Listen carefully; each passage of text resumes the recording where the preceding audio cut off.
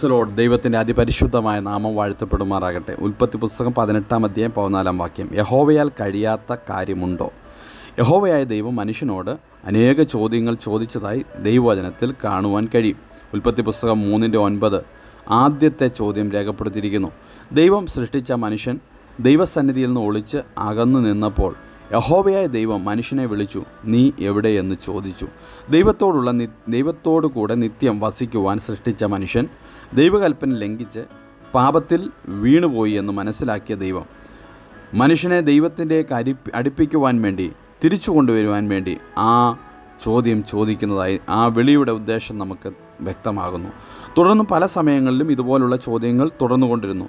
നാം വായിച്ച ഉൽപ്പത്തി പുസ്തകം 18-14 യഹോവയാൽ കഴിയാത്ത കാര്യമുണ്ടോ എന്നാണ് ദൈവം അബ്രഹാമിനോട് ചോദിക്കുന്നത്.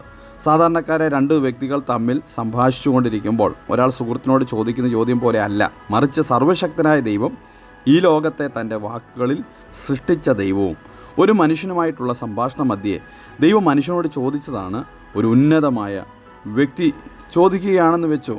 ഇത് പറയുകയാണെങ്കിൽ തീർച്ചയായും ആ വ്യക്തിയോട് അബ്രഹാമിന് പറയാം, ഹേ മനുഷ്യ, നിന്നാൽ കഴിയാത്ത അനേക കാര്യങ്ങൾ ഈ ലോകത്തിലുണ്ട് എന്ന് പറയുവാൻ കഴിയുമായിരുന്നു. എന്നാൽ എല്ലാറ്റിൻ്റെയും ഉടയവനായ ദൈവം ഇത്തരത്തിൽ ചോദിക്കുമ്പോൾ അബ്രഹാം നിശബ്ദനായി നിന്നുപോയി.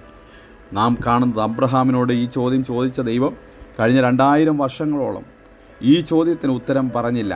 മനുഷ്യൻ തന്നെ അതിൻ്റെ മറുപടി പറയുവാനായി ദൈവം കാത്തിരിക്കുന്നു. അനേക ദൈവദാസന്മാരുടെ പ്രശ്നങ്ങൾ, പരീക്ഷകൾ, അതിൻ്റെ നടുവിൽ ഈ ചോദ്യം അവരെ വിജയകരമാക്കി നടത്തുവാൻ കഴിഞ്ഞു എന്ന് മനസ്സിലാക്കാം. ഈ ചോദ്യം കേട്ട അനേകരുടെ ഹൃദയങ്ങളിൽ നിന്ന് ഉയർന്ന മറുപടി മനുഷ്യർക്ക് അസാധ്യമെങ്കിലും ദൈവത്തിന് സകലവും സാധ്യം എന്നായിരുന്നു. പിൽക്കാലത്ത് പിൻതലമുറക്കാർ പറഞ്ഞു, ഞങ്ങളുടെ പിതാക്കന്മാരിൽ നിന്ന് നിങ്കൽ ആശ്രയിച്ചു, അവർ ആശ്രയിക്കുകയും നീ അവരെ വിടുവിക്കുകയും ചെയ്തു. ദൈവത്തിന് കഴിയാത്ത ഒരു കാര്യവുമില്ല എന്ന് അനുഭവിച്ചറിഞ്ഞവർ ആയിരുന്നു ഇസ്രായേൽ മക്കൾ. ചെങ്കടലിൻ്റെ മധ്യേ മറ്റു ശത്രുക്കളുടെ മുമ്പിൽ എങ്ങനെയാണ് നാം അതിജീവിക്കുവാൻ കഴിയുന്നത്? പിറുപിറുപ്പിൻ്റെയും നന്ദികേടിൻ്റെയും വാക്കുകൾ ദൈവത്തിനും ദൈവം തിരഞ്ഞെടുത്ത മോശയ്ക്കും നേരെ ഉയർന്നപ്പോഴും യഹോവയാൽ ഇതെല്ലാം സാധ്യമെന്ന് ദൈവം അവർക്ക് കാണിച്ചു കൊടുക്കുകയാണ് ചെയ്തത്. 136-ാം സങ്കീർത്തനത്തിൽ യഹോവ ഏകനായി മഹാത്ഭുതങ്ങളെ പ്രവർത്തിക്കുന്നവനാണ് എന്ന് തിരുവചനത്തിൽ രേഖപ്പെടുത്തിയിരിക്കുന്നതായിട്ട് നമുക്ക് കാണാം. ചെങ്കടലിനെയും യോർദാനെയും ഒക്കെ വിഭജിച്ച് ഇസ്രായേൽ മക്കൾ ആഗ്രഹിച്ച തുറമുഖത്തേക്ക്, ആ നല്ല കനാനിലേക്ക് അവരെ കൊണ്ടുവത്തിക്കുവാൻ സർവശക്തനായ ദൈവം സാധിപ്പിച്ചു എന്ന് തിരുവചനത്തിലൂടെ നമുക്ക് കാണാം. 19-ാം അധ്യായത്തിൽ കർത്താവ് യേശുക്രിസ്തുവും തൻ്റെ ശിഷ്യന്മാരും ദൈവരാജ്യത്തെക്കുറിച്ച് മത്തായിയുടെ സുവിശേഷത്തിൽ പറഞ്ഞിരിക്കുമ്പോൾ ഇപ്രകാരം വായിക്കുന്ന വാക്യത്തിൽ കാണുന്നു. 26-ാം വാക്യത്തിലേക്ക് യേശു ശിഷ്യന്മാരെ നോക്കി, അത് മനുഷ്യർക്ക് അസാധ്യമെങ്കിലും ദൈവത്തിന് സകലവും സാധ്യമെന്ന് പറഞ്ഞു. 100-ാമത്തെ വയസ്സിൽ അബ്രഹാമിന് ഒരു സന്തതി ജനിക്കുക എന്നത് അസാധ്യമാണ്. സകല ഡോക്ടർമാരും മെഡിക്കൽ സയൻസും നിശ്ചയമായി പറയും നടക്കുകയില്ല. എന്നാൽ ദൈവത്തിന് ഒരു കാര്യവും അസാധ്യമല്ലല്ലോ. ജീവിതത്തിൽ ചെറിയ പ്രശ്നങ്ങൾ വരുമ്പോൾ സംശയിക്കാതെ, പതറിപ്പോകാതെ, ഇസ്രായേൽ മക്കൾ 78-ാം സങ്കീർത്തനത്തിൽ പറഞ്ഞതുപോലെ കഴിഞ്ഞ കാലങ്ങളിൽ നടന്നതും അനുഭവിച്ചതും സത്യമെന്ന് അവർ പറഞ്ഞു.